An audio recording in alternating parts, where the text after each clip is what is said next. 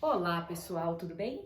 Bom, estou aqui para mais uma aula no meu canal Civil e Processo Civil Sem Segredos com a Profa Camila. Lembrando que, se você está curtindo aí o conteúdo do canal, faça sua inscrição, se você ainda não estiver inscrito, né?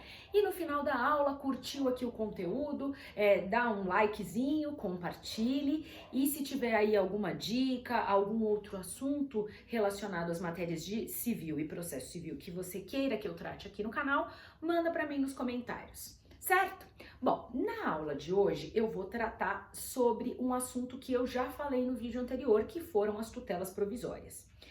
Se você já teve a oportunidade de assistir aquele vídeo, eu tratei ali sobre as tutelas ali provisórias de forma mais genérica, tratando especialmente das tutelas provisórias de urgência, né?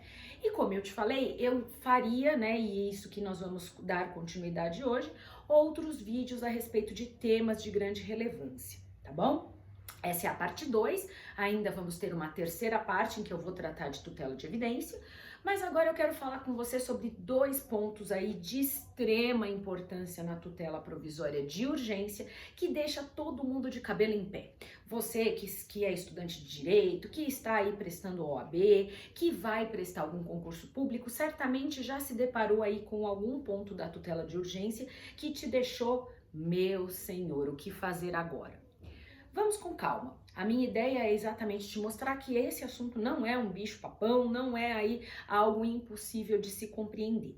Então, na aula de hoje eu vou tratar de dois temas aí que envolvem as tutelas de urgência e que são aí muito cobrados em prova, porque eles são bastante peculiares, que é a estabilidade da tutela provisória de urgência, enquanto aí tutela antecipada antecedente, e a tutela cautelar antecedente, que tem ali algumas consequências quando a parte lá no processo não cumpre determinadas providências, certo? Vamos junto então, vamos com calma, sempre dando aquela respirada e tomada de fôlego aí, porque o processo civil não é esse terror que a gente sempre imagina, tá bom? Vamos junto então? Já sabe, hein? Se curtir a aula, manda um likezinho aqui que a Pro vai ficar muito feliz, e querendo aí que sejam abordados outros conteúdos, questões de dúvida, manda para mim nos comentários. Fechou? Vamos lá então. Bom, primeira coisa que eu quero falar com você na aula de hoje é sobre o artigo 304 lá do CPC. Se você ainda não leu, vale dar uma lidinha no artigo. Eu sempre digo nas minhas aulas que a leitura da lei é indispensável, porque é ali que se encontra o conteúdo que muitas vezes deixa a gente louco, porque fala, não entendi nada do que eu li, não é verdade? Mas a gente vai então explicitar, tentar esmiuçar o conteúdo do 304. O 304 então fala da estabilidade da tutela antecipada antecedente. Pro, que nome enorme! Veja, é muito simples, é uma situação em que haverá a estabilidade daquela decisão provisória que o juiz deu, certo? Em que foi, por exemplo, reconhecido uma tutela antecipada antecedente, e aí, em tese, essa tutela não seria modificada. Em tese, porque existem situações em que ela pode ser modificada. Um exemplo básico, que eu sempre costumo dizer. É uma ação que envolve ali um plano de saúde, então direito do consumidor. Ok, meu cliente precisa ali se submeter a um procedimento cirúrgico, certo? Ele tem um contrato com um determinado plano de saúde e precisa se submeter a este tratamento. Porém, a esta cirurgia, né? Porém, o plano de saúde não autorizou. E essa cirurgia estaria marcada para daqui a 2 dias. O que eu faço? Enquanto advogada, me utilizando das técnicas do CPC. Eu vou entrar com um pedido de tutela de urgência. Só que, como há essa necessidade do deferimento, do juiz conceder logo aquilo que eu preciso, que é justamente a determinação para que o plano de saúde autorize a minha cirurgia, o que eu faço? Qual é a técnica que eu vou usar? Eu vou usar então a técnica da tutela de urgência antecipada antecedente. Por que antecipada? Porque ela vai ser ali, eu quero antecipar aquele meu pedido final. Lembra disso do vídeo anterior? Se não lembra, dá uma pausadinha aqui, vai assistir lá para você lembrar, tá? Mas é exatamente antecipar aquilo que é o meu objetivo final, ou seja, que o juiz determine que o plano de saúde tem obrigação de arcar com os custos ali da minha cirurgia. Então eu vou antecipar isso e eu vou formular isso lá no processo de forma antecedente. E o CPC, quanto a isso, tem ali uma tática muito importante. Ele determina que eu posso entrar com este pedido de forma antecedente, ainda que de forma mais simplificada, contando os fatos, juntando os documentos que eu tiver naquele momento e pedindo ao juiz que defira a tutela de urgência. Em que sentido? Autorize ou determine, né, no caso, que o plano de saúde autorize a minha cirurgia que está agendada para daqui a 2 dias. Certo? Eu vou fazer isso de forma mais simplificada justamente porque eu me utilizo dessa técnica antecedente, tá? Essa técnica de tutela de urgência antecipada, antecedente, ok? E aí, então, vem uma consequência processual disso, que é o seguinte, veja aqui no material. Quando não for interposto recurso da decisão que concedeu essa tutela antecipada, vai acontecer isso aqui, estabilidade da tutela antecipada antecedente. Por quê? Vamos pensar aqui no meu exemplo prático, que não foi interposto recurso pelo plano de saúde. O juiz deferiu a medida que eu pretendia, determinou que o plano de saúde autorize a cirurgia, que eu possa, então, que meu cliente, né, possa se submeter à cirurgia, inclusive com o plano de saúde arcando com os custos. E o plano de saúde, por sua vez, nada fez, não se manifestou no processo, não apresentou nenhum recurso, e aqui cabe abrir um parênteses. É uma decisão provisória, uma decisão interlocutória que foi dada ali no meio do processo ou no início do processo, como preferir. Pois bem, que recurso cabe dessa decisão mesmo? Já falei isso numa aula, mas sempre trazendo aí alguns pontos, justamente para você ver que o processo civil não é um bicho de 7 cabeças, que a gente pode desvendar os seus segredos. Pois bem, é uma decisão interlocutória, caberá então agravo de instrumento, tá?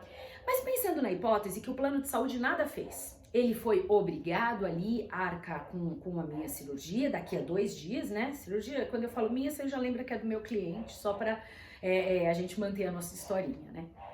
E o plano de saúde então não interpôs agravo. Acontece então isso aqui, estabilizou a tutela antecipada antecedente. E como o plano de saúde nada fez, o juiz determina que este processo deve ser extinto, justamente porque não se instaurou ali uma lide, certo? O plano de saúde não apresentou nenhuma manifestação, não interpôs recurso, que é o que o CPC diz, então houve a estabilidade da tutela, ok? Pois bem, a consequência é que o processo será extinto. E aí eu vou destacar para você 2 pontos. Parágrafo 2º. O parágrafo 2º mostra justamente que essa tutela antecipada, antecedente, ela se estabilizou, mas não significa que ela é imutável, não significa que ela é definitiva.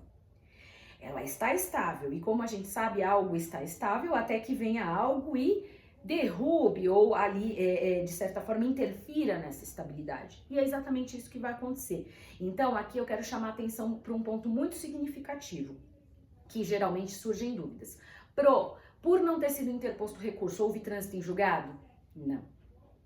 Houve estabilidade da tutela. São situações diferentes, porque o trânsito em julgado significa que aquilo não pode mais ser mudado, apenas se ocorrer ali alguma das hipóteses da ação rescisória.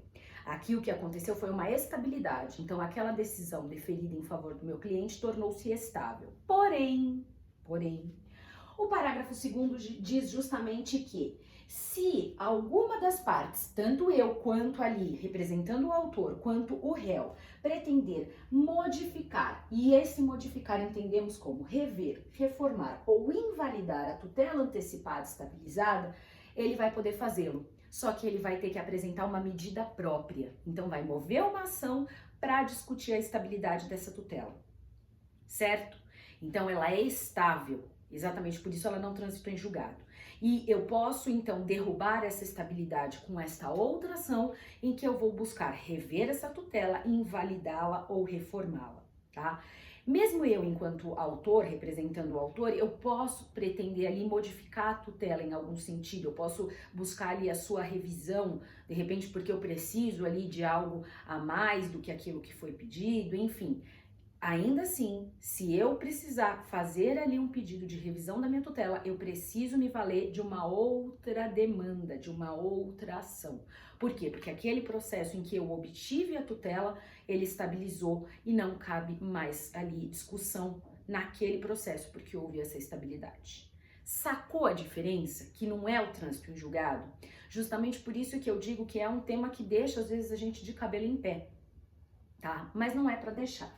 O parágrafo 3º, por sua vez, ele mantém aquilo que o parágrafo 2º já vem dizendo. Ou seja, a tutela antecipada, ela está estável, então ela conserva os seus efeitos enquanto não houver esta ação que busque revisá-la, né, reformá-la ou invalidá-la, certo? Essas 3 possibilidades que vão vir em decorrência, que podem vir em decorrência de uma decisão de mérito, proferida nessa ação aqui do parágrafo 2º, que seria aquela ação movida para invalidar, para mudar aquela tutela estável.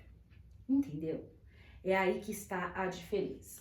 E aqui, só prosseguindo, então temos 3 possibilidades nesta ação, que eu vou pedir a revisão, a reforma ou a invalidação, a depender do que pode ter acontecido ali. Então eu posso pedir a revisão se algo mudou da situação anterior para a situação que temos agora. Eu vou pedir a reforma, então muito provavelmente o advogado do réu que se utilizasse dessa medida, ele ia pretender a reforma, alegando ali que o plano de saúde não poderia, por alguma razão, ser obrigado a arcar com aquela cirurgia, ou eu vou pedir a sua invalidação, quando ali não estiverem, ou melhor, quando estiverem presentes ali, requisitos que demonstrem a invalidade ou que interfiram na validade daquela decisão, tá? Então, são estas 3 possibilidades que podem acontecer. Então, veja bem, é um assunto que, embora apresente uma complexidade aí quando a gente lê lá o 304 e os seus parágrafos, não é pra gente criar nenhum bicho de 7 cabeças, porque na verdade a gente vai vendo que é algo possível de se entender dentro disso que eu vim te falando. Legal? Aí, mais algumas coisas que eu quero chamar sua atenção. Já destaquei, aqui é pra gente fazer o fechamento.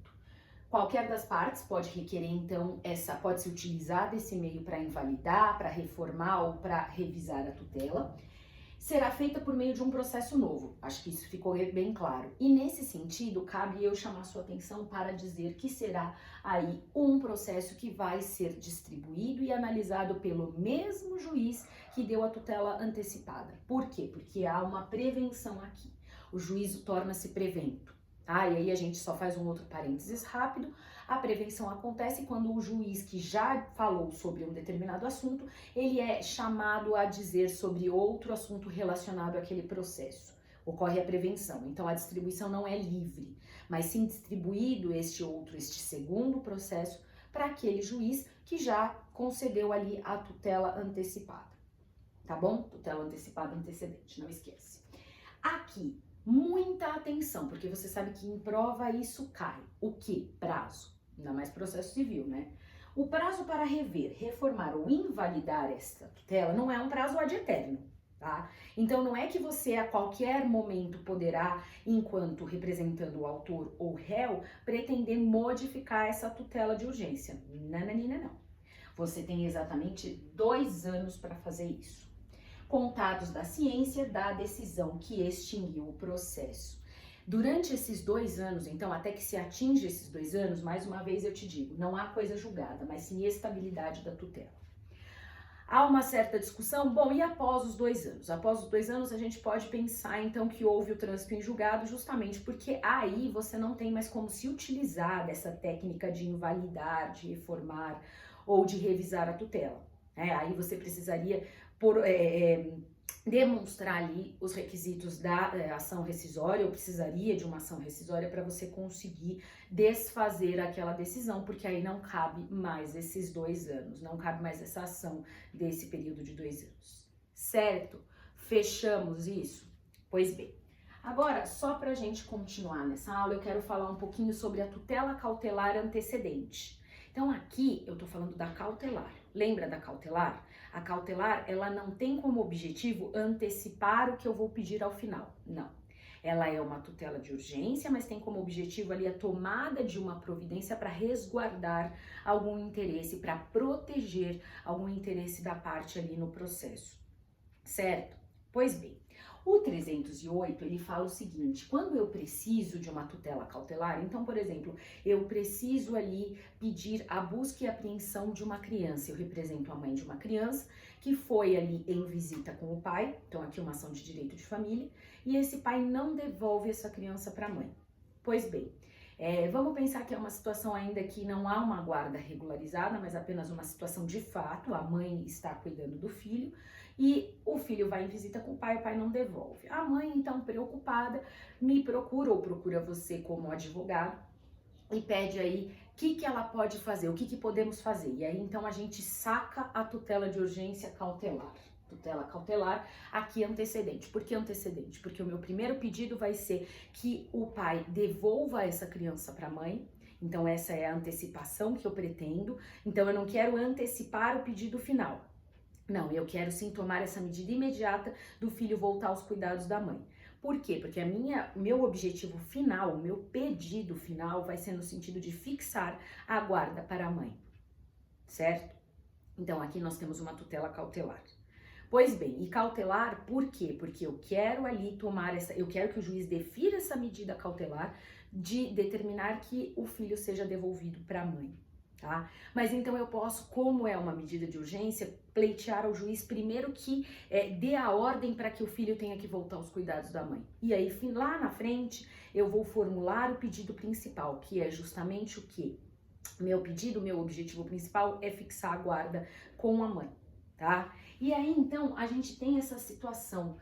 Eu posso entrar com esse pedido para que a criança seja devolvida à mãe e após a concessão deste pedido, ou melhor, após essa tutela, essa decisão do juiz que defere o pedido, eu tenho 30 dias para entrar com o pedido principal, que seria justamente a fixação da guarda em favor da mãe, tá? Pois bem, eu fiz isso, tal, eu fiz esse pedido em tutela cautelar antecedente, e aí em 30 dias eu vou apresentar o pedido. Quando eu for apresentar o pedido principal, preciso recolher custas? Porque existe toda a situação de recolher as custas ali no processo. Não preciso recolher novas custas, justamente porque eu já recolhi aqui enquanto na concessão da tutela. E aí, só para a gente trazer a sequência disso, ou a consequência. 309 diz o seguinte: e se o autor não deduzir o pedido no prazo principal?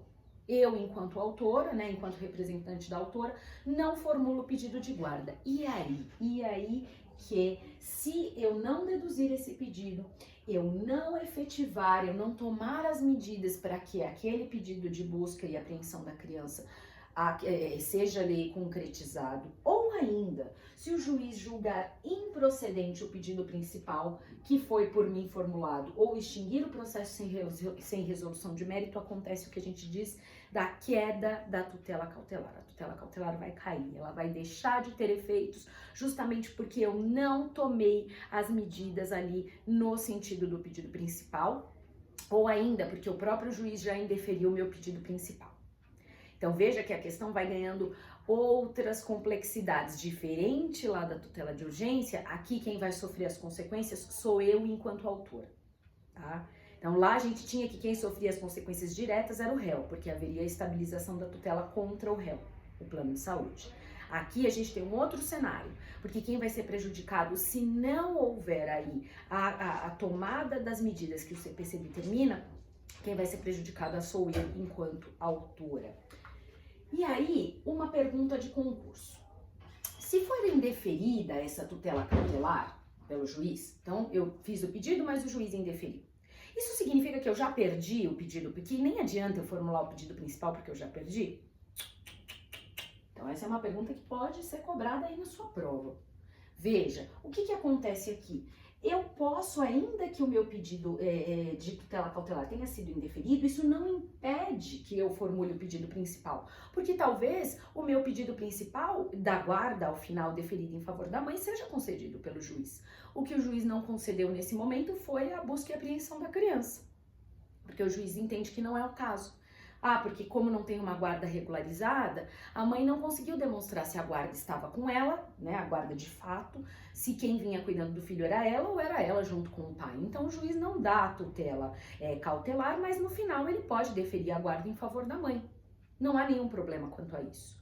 Então cuidado, tá? Agora, Se houver uma situação em que há decadência ou prescrição em relação ao pedido principal, aí não tem jeito. Se o juiz já reconhece isso na tutela cautelar, dizendo que prescreveu ou que a parte decaiu no direito, não tem como aí esperar que o pedido principal vai ser julgado diferente, porque já há uma situação que impede que se reconheça o pedido porque houve prescrição ou decadência. Então, para você não esquecer, essa primeira parte aqui, ela faz com que a tutela cautelar caia, ela deixe de ter efeitos. Mas, por outro lado, se o que acontece é que eu tomo todas as medidas, eu entro com o pedido principal em 30 dias, eu faço ali, tomo as medidas para que o oficial de justiça cumpra aquela tutela, e aí eu não consigo, aí é diferente, tá? Essa situação não vai afetar o meu pedido final. O que afeta o meu pedido final, o que faz com que eu perca os efeitos da tutela cautelar são essas 3 situações. Enquanto essas daqui, se o juiz entender que a cautelar deve ser indeferida, aí não tem o que fazer mesmo, ou melhor, tenho que fazer, eu posso, o juiz pode dar procedência para o meu pedido final, ou significa apenas que nesse momento eu não consegui o que eu pretendia em relação à tutela cautelar, tá bom? Exceto então as situações de decadência ou prescrição. Pois bem, é isso que eu tinha para falar nessa aula de hoje. Ainda teremos a parte 3 sobre as tutelas provisórias, mas aí eu vou falar sobre a tutela provisória de evidência, certo? Não esqueça, se você ainda não me segue, eu estou lá no Instagram como a camilacuri_profa, esse é o meu perfil lá. E aqui, então, a gente continua. Se você curtiu, dá um like, manda aí os comentários, me diz aí outros temas ou dúvidas que podem ter surgido depois de você assistir a aula. E inscreva-se no canal para sempre acompanhar aí quando novos vídeos forem postados, quando novos conteúdos estiverem disponibilizados aqui. Certo? É isso, fiquem em casa, seguros, se puderem, é claro, nesse momento em que estamos aí enfrentando uma pandemia. Se não puderem, tomem todas as precauções na rua, quem estiver trabalhando, se cuide, que é isso que a gente precisa fazer nesse momento, tá bom? Até outra hora.